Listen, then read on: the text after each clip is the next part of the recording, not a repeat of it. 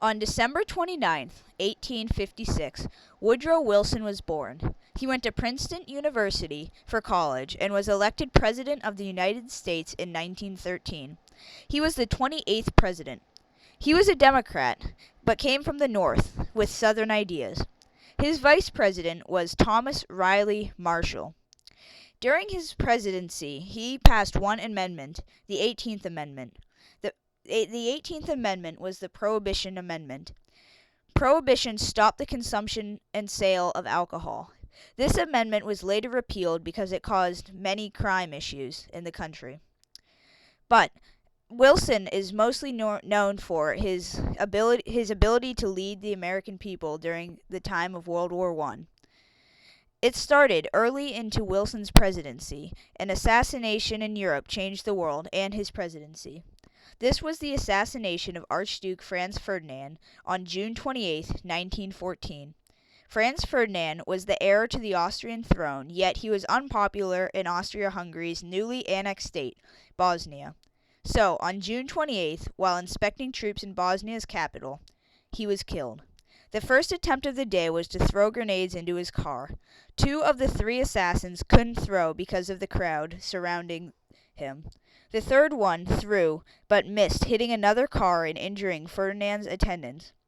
After lunch, Ferdinand continued his inspection until his driver made an accidental wrong turn. Then, a young man shot 2 shots into his car.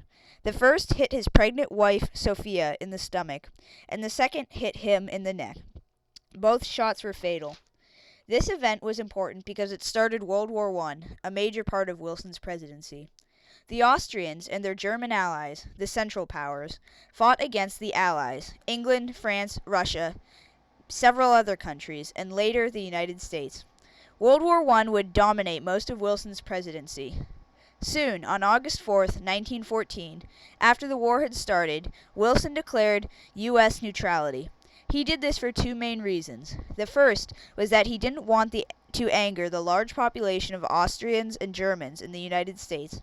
Secondly, he wanted to keep the U.S. an isolationist country, or a country not involved in foreign affairs. But then, on February 15, 1915, Germany announced its blockade of Europe. Germany did this to stop the Allies from getting supplies into Europe. The Germans enforced its rule with U-boats, or submarines. This event would help draw America into war. This action caused the sinking of the RMS Lusitania. The Lusitania was a luxurious British ocean liner. It mainly traveled between the U.S. and Britain, a sticky situation for the times, because on May 7, 1915, the Lusitania was sunk in British waters. Even though he knew it was dangerous, the captain had moved slowly and in an obvious path, to avoid fog. It was spotted by the German submarine U-20 at 1:40 p.m. The Germans fired a torpedo into the right side of the ship. The impact caused an explosion, followed by another explosion. The second explosion's cause is unknown. Some think ammunition that was hidden in the hull exploded, or another theory was that coal dust kicked up and then blew up. Another theory is that the Germans fired 2 or 3 torpedoes, even though they claimed to have only fired once. Regardless, the capsizing of the ship caused most of the lifeboats to be useless. Out of its 1,956 passengers, only 1,198 made it out alive. This event angered the U.S. because on the boat, 128 U.S. citizens were killed. People were shocked at the neutral casualties, and this was a stepping stone to U.S. involvement in the war. Because of this event, on September 18, 1915, the Germans signed the Arabic Pledge. The Arabic Pledge was named after the British liner Arabic, sunk after the Lusitania. Because of the sinking of the Lusitania, Wilson expressed anger to Germany by threatening to break their diplomatic relationship. In response, the Germans signed a pledge stating that they would give ships a 30-minute warning in advance to blowing up the ship so that they could evacuate the vessel before it was sunk. This pledge was broken on March 24, 1916, when the Germans, without notice, attacked the French ship Sussex. This led to the Sussex Pledge being signed. That was this was signed in response by Wilson once again threatening to break diplomatic ties with Germany, since several Americans had been injured on the Sussex. This time, the Germans promised to search vessels for supplies and give time for the passengers to evacuate if they wanted to sink the vessel. This pledge appeased Wilson, who kept the U.S. neutral. In the November of 1916, Wilson won his second term as U.S. president. He still planned on staying out of war, so he kept us out of war as his campaign slogan for re-election. Instead of wanting the fighting to continue, he proposed a peaceful solution. On January 22, 1917, he called on Europe to agree to peace without victory. By this, he wanted the fighting to end without a winner, or a punished loser. Europe ignored this idea and continued fighting. Then, on January 31, 1917, Germany resumed unrestricted submarine warfare, therefore breaking the Sussex Pledge. Germany did this believing it was the only way to beat Britain. They also believed it was too late for the U.S. to enter the war on the Allied side. They were wrong, and the straw that broke the camel's back happened in the February of 1917. In January, the British had intercepted a coded telegram from the German Foreign Minister, Arthur Zimmermann, to the German embassy in Mexico. When the British decoded the message, they shared it with the Americans in February. The contents of the message shocked the American people. The message contained a request from Germany to Mexico to join the Central Powers. Mexico would then receive money from Germany and Texas, Arizona, and New Mexico if they would declare war on the U.S.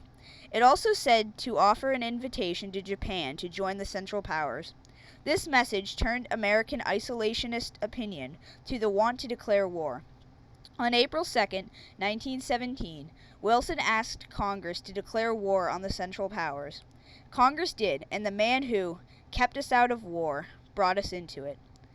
Every army needs to be fed, so in the May of 1917, Wilson appointed future President Herbert Hoover as the head of the U.S. Food Administration.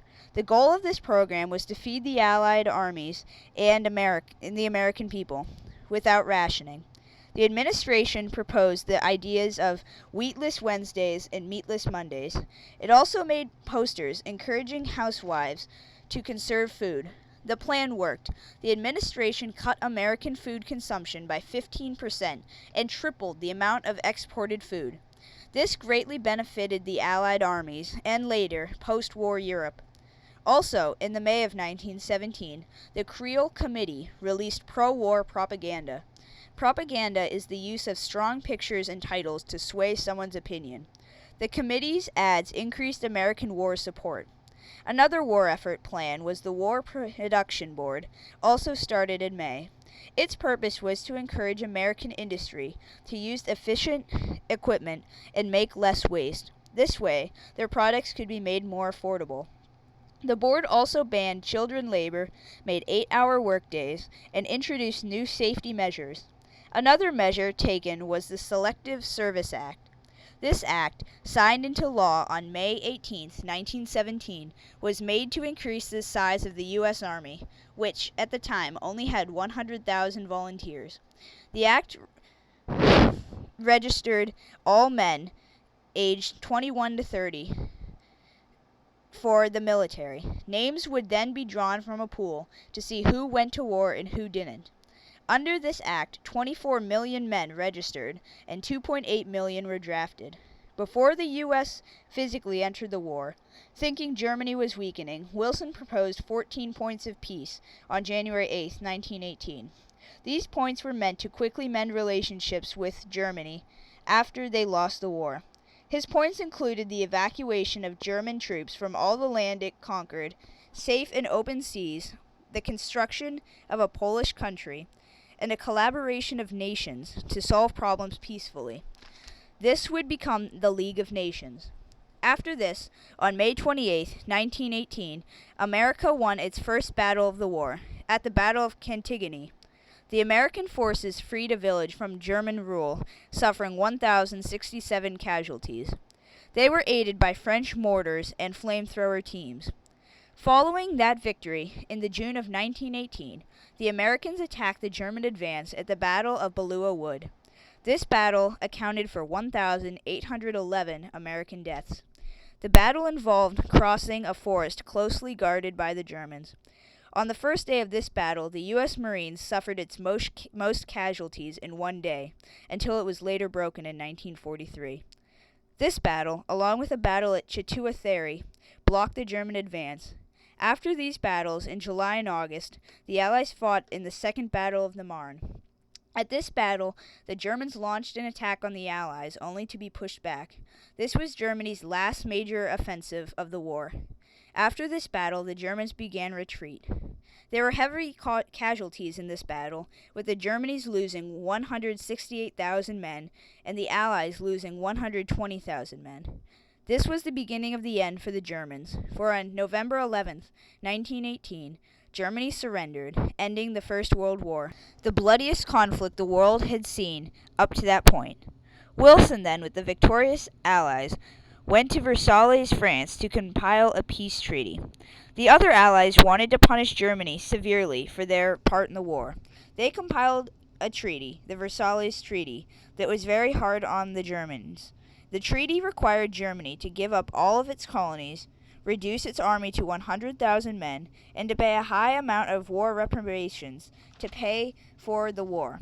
Germany was angry about the treaty, but couldn't resist the Allies because their military power was gone. On June 28, 1919, exactly 5 years after the assassination of Archduke Franz Ferdinand, Germany signed the Treaty of Versailles, officially ending the war. The treaty also formed Wilson's idea of a League of Nations, but when Wilson took the treaty to Congress, they wouldn't sign it because they didn't like the idea of the League of Nations. So, trying to gain the country's support for his 14 points of peace and League of Nations, Wilson made a tour of the country. Along the way, he suffered a stroke, weakening him. After that, he was unhealthy, and his wife had to perform his small duties as president. His stroke also prevented him from running for a third term. Out of office, he died on February 3, 1924.